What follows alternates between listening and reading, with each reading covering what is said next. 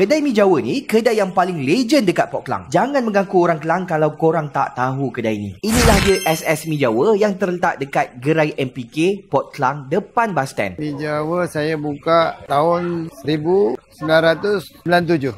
Kalau biasa dia kita ada pakai telur, dan kalau yang specialnya dia ada ayam, daging. Kedai mi Jawa ni pot mak ayah kita lepak makan dekat sini tau. Tapi bukan ada mi Jawa dia, ada banyak menu lain sekarang. Jom kita try mi Jawa dia dulu. Mi Jawa special ni ada ayam, ada daging, kuah dia memang pekat. Kalau korang yang suka makan mi Jawa, mesti suka makan mi Jawa yang legend dekat Port Klang ni. Yang ni pula nasi kambing bakar dia. Jujur aku cakap kambing bakar dia sedap, cuma rasa kuah dia manis-manis sikit. Dekat sini pun diorang ada buat sate tau. Jadi korang bolehlah makan sate ayam dan juga sate daging dekat sini. Antara yang kita orang suka juga dekat sini, dia punya ayam geprek. Korang tengok ayam dia crispy dan saiz dia besar tau. Selain pada makan mi Jawa, korang patut makan dia punya ayam geprek dia. Bagi kita orang berbaloi untuk korang makan. Kalau korang suka yang basah-basah pula, diorang ada juga buat nasi ayam dekat sini. Jadi bukan setakat mi Jawa je korang boleh makan, macam-macam lagi benda yang korang boleh makan dekat sini, termasuklah dia punya bihun soto ni. Kedai ni dulu time aku kecil-kecil, mak ayah kita orang yang selalu bawa makan dekat sini. Jadi bolehlah menggamit memori dan kenangan makan dengan family dulu. Jadi orang Kelang, apa tunggu lagi? Kalau korang yang suka makan mi Jawa tu, wajib korang makan mi Jawa dekat SS Mi Jawa ni.